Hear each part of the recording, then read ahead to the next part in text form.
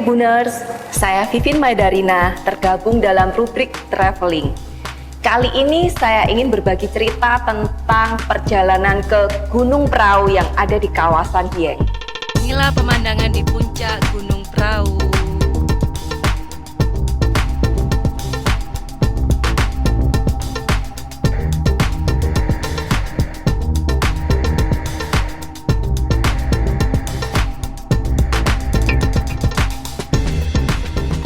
Selepas acara Dieng Culture Festival, masih enggan rasanya meninggalkan dataran tinggi ini.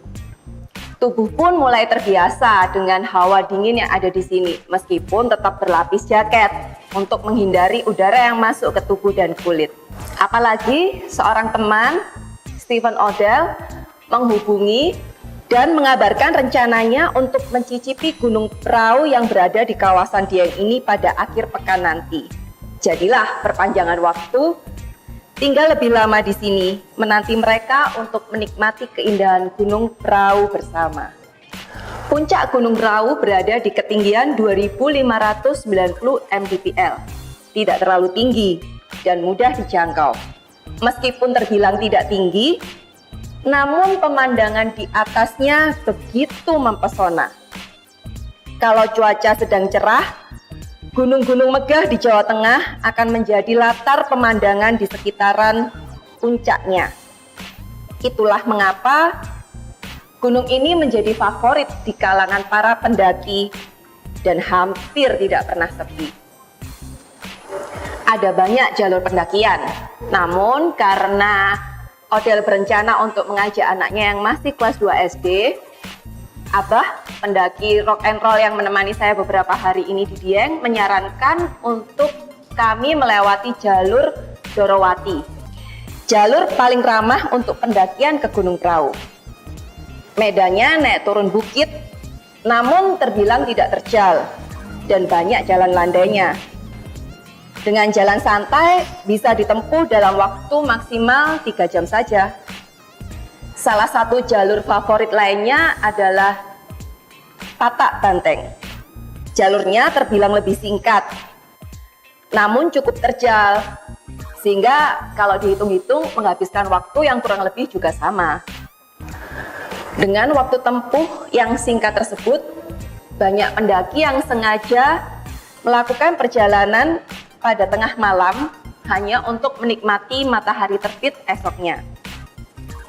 Namun, buat kami menikmati dingin di antara tenda, memasak, ngobrol bersama di area camping adalah salah satu hal yang dirindukan.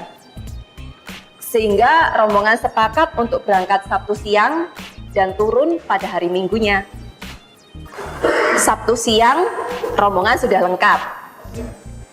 Odell membawa 2 orang anaknya dan adik bungsunya yang masih kelas 3 SMA.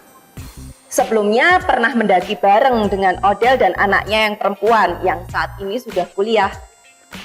Sejak SD, Dea sudah sering diajak ayahnya mencicipi berbagai gunung di Pulau Jawa.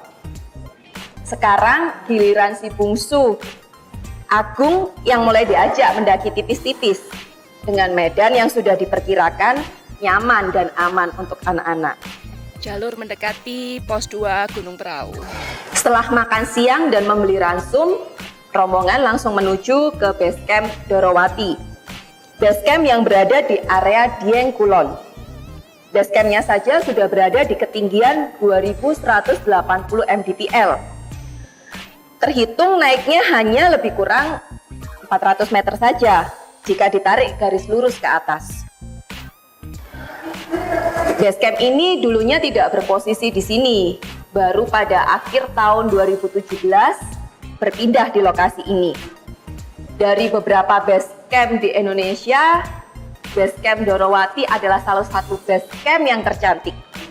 Karena di depannya disediakan tempat duduk dan meja yang terbuat dari kayu dengan taman-taman berbunga. Setelah berbagi bawaan dan berdoa, akhirnya rombongan yang genap berjumlah 6 orang ini memulai pendakian pada pukul 3 sore. Jalanan berundak dengan pemandangan serba hijau di kiri kanan menyambut langkah. Si kecil Agung dengan lincahnya naik dan melesat menghilang, mengikuti jejak Abah. Begitu antusiasnya menikmati tanjakan, seolah ingin tahu apa yang ada di depannya. Jalur dari basecamp menuju pos 1 Cemoro Dungkar terbilang jalur paling panjang dan lumayan terjal. 3 perempuan ini yang sempat mengalami masa pandemi cukup lama dan lebih sering bersantai di rumah perlu beradaptasi dengan tanjakan-tanjakan ini. Seolah mudah lelah, meski terbilang tidak seberat gunung-gunung lainnya. Dari pos 1 ke pos 2 Semendung lebih pendek dan jalanan mulai didominasi tanah. Area pos 2 cukup luas untuk digunakan istirahat dan pendaki bisa menikmati pemandangan gunung di sisi kanan jalur. Kemudian pendaki akan memasuki area Akar Cinta, jalur yang dipenuhi dengan akar-akar pepohonan yang muncul di permukaan tanah dan saling silang. Setelah melewati pos 3 Nganjir, pendaki akan dibawa ke puncak dengan jalur kiri tebing dan kanannya adalah jurang. Pukul 5 sore, rombongan tiba di puncak. 2 jam perjalanan yang begitu indah. Tidak disarankan untuk mendirikan tenda di area puncak ini.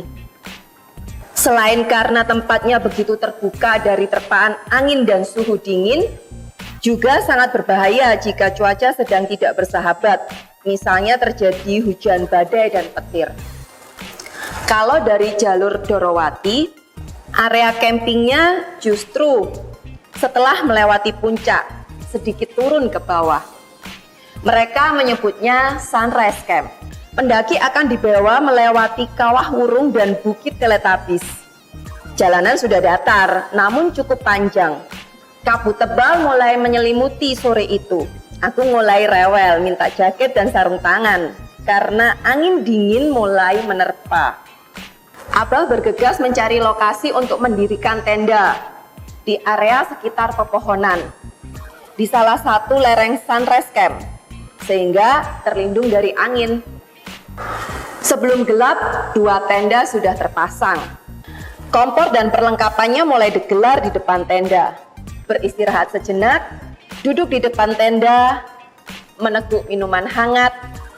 Setelah puas dengan santai sejenak, barulah menyiapkan makan malam. Acara masak-memasak sayur mayur dan lauk direncanakan besok pagi saja. Malam ini dibuat santai dengan hal yang praktis, dengan menikmati nasi campur yang sudah dibungkus tadi siang. Buat Kartika, adik bungsu Odel, ini adalah pengalaman pertamanya mendaki gunung dan bermalam di tenda. Salah satu hal baru yang dicoba olehnya adalah buang air di alam terbuka. Malam semakin larut, namun sayang kalau dipakai langsung untuk tidur. Toh, besok tidak perlu bersusah payah untuk bangun subuh, karena area matahari terbit ada di sekitaran tenda. Abah masih semangat berkisah seputar pendakiannya. Agung pun masih nongkrong di depan tenda, bermain dan berceloteh. Seolah baterainya tidak pernah habis, meskipun sudah pukul 10 malam. Kabut dan awan masih menutupi area Sunrise Camp di minggu pagi ini. Semuanya serba putih, tak terlihat apa-apa. Odel menyiapkan sarapan jagung rebus sambil menanti matahari mengintip di balik awan. Agung masih tertidur nyenyak. Kartika dan Dea berkeliling di sekitaran tenda, berusaha mencari sudut yang cantik untuk difoto. Sementara Abah sudah menghilang ke lereng di belakang tenda. Pukul 7 pagi matahari mulai terlihat, menembus di antara awan. Kabut berjalan cepat, dan pemandangan mulai terbuka. Dan inilah kemewahan pagi yang dinanti. Terpampang 6 gunung megah di Jawa Tengah di depan mata. 3 gunung besar yang nampak jelas adalah Gunung Sindoro, Sumbing, dan Kembang. Sementara yang samar kecil di sisi kiri adalah Gunung Merbabu, Telomoyo, dan Andong. Setelah puas menikmati keindahan dan foto-foto, saatnya masak-memasak di depan tenda. Saling menawarkan menu ke tetangga kiri kanan, berbonus dapat jelly dari tenda sebelah kiri. Ikatan kekeluargaan dan persahabatan akan begitu terasa setiap melakukan perjalanan pendakian kemanapun. Mental peduli dan saling berbagi tanpa sadar akan terbentuk. Makanya salut dengan Odell yang mendidik anaknya sejak kecil untuk menikmati keindahan alam. Serasa masih enggan meninggalkan tempat ini. Apalagi mengingat perjalanan turun tidak akan memakan waktu yang lama. Tapi mengingat ada PR foto di spot cantik, jadilah menjelang tengah hari, rombongan packing ulang semua bawaan. Spot cantik yang dimaksud adalah area Kawah Wurung dan Bukit Teletabis yang dihiasi dengan bunga desi, bunga merah dan putih yang menghiasi lereng Gunung Prau ini. Hamparan bunga desi yang begitu luas, bebas berfoto dari sisi manapun, guling-guling sekalian sambil menikmatinya. Di bulan Februari, semua bunga akan mekar cantik-cantiknya, begitu kata Abah. Seolah secara tidak langsung ingin mengundang kami kembali di bulan bersemi tersebut. Kalau ingin mencicipi naik gunung tipis-tipis dengan menikmati pemandangan yang begitu cantik, cobalah untuk menikmati naik Gunung Prau ini. Beranjaklah dan nikmatilah indahnya Indonesia.